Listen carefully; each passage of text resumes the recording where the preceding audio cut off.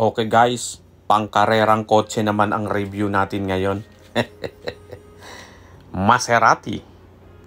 Yes, gumagawa na sila ng relos. Nagsimula bilang car makers ng 1914 at ang famous Trident logo nila ay nasa relos na. Yan. So Maserati went into watchmaking in collaboration with a company called Morelato, which is an Italian watch and jewelry maker from way back in the 1930s. So in 2012, they introduced their first watch together. This one in particular is called the Maserati Traguardo.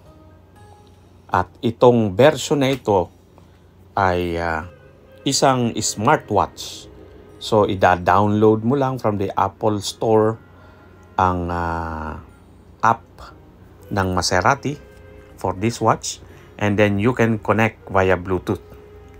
Pero sa website nila, ang tawag nila ay Maserati Traguardo Connected. So this is a 45mm case watch and mineral crystal. Sayang, hindi sapphire. And the casing is stainless steel. 100 meters ang rating. Ang movement niya ay quartz by either Ronda or Epson, because Maserati typically uses Swiss or Japan movements. Sukatin nga natin kung talagang ayun, 45 nga. The battery would usually last for 3 to 5 years. So matagal-tagal din bago mo alalahanin ang pagpalit ng baterya.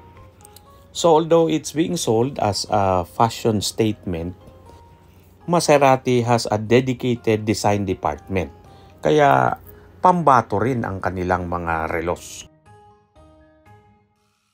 Mabanggit ko rin, there are markings sa back casing niya, no?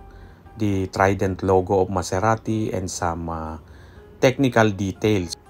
I bought this one in particular dahil unique siya compared sa mga ibang design ng Maserati.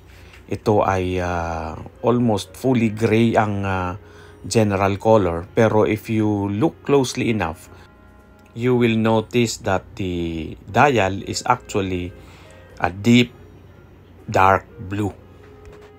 And I also like in particular ang strap niya, which is a stainless steel gray mesh. Ganda, di ba? Ayan, no? Bagay na bagay sa akin. You will also notice that the face actually features a hologram of the Trident logo. It's not so obvious, but if you look close enough, you will notice that. And I find it very endearing. Unfortunately, the face does not feature any lume. So they don't expect you to actually wear this in the dark. Very firm din ang kanyang lock sa strap. And finally, ang unique feature na nagustuhan ko ay of course the hour and minute hand. Makikita natin na close up natin, ayan. It actually looks like a pair of deadly weapons. Parang yung mga balisong sa Batangas. So, I hope you like this watch review, and join me again next time